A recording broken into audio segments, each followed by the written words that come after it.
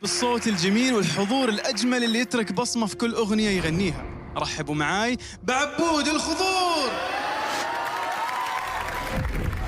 يا رب تتهنى. عبود من المواهب المهمة جدا عندنا في المرحلة دي. وامسح دموعي في منديلك علي جرى. عبود صوت قوي أبهرنا في كل المرتين. بالمرحلة هاي راح أغني لما تفتكريني غني للأستاذ الكبير أمير دندن. أنا مو خايف. ليش؟ لأنه كتير كتير كتير كتير اتدربت على الأغنية.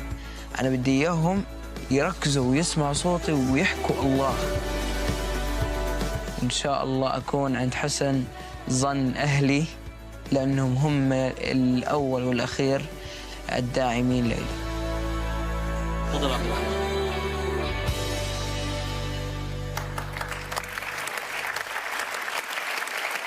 يا سعد خيبني.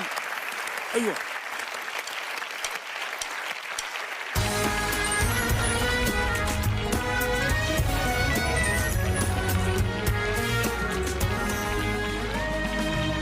وما تفتكريني غني حابة سمعك حتى جوا سرك حتى دمعك. لما تفتكريني غني حابة سمعك حتى جوا سرك حتى دمعك. حب أحسه جوا مني وما تفتكريني غني. حب أحسه جوا مني وما تفتكريني غني. واعتبريني حبيب وفاء. واحد يس حياخدها حبيب وما تعتبريني شبح حبان في لحظة واختفى من سكات. تعتبريني حبيب وفان. اعتبريني حبيب وما تعتبريني شبح حبان في لحظة واختفى من سكات. وما تفتكريني غني حابة سمعك حتى جوا سرك حتى دمعك.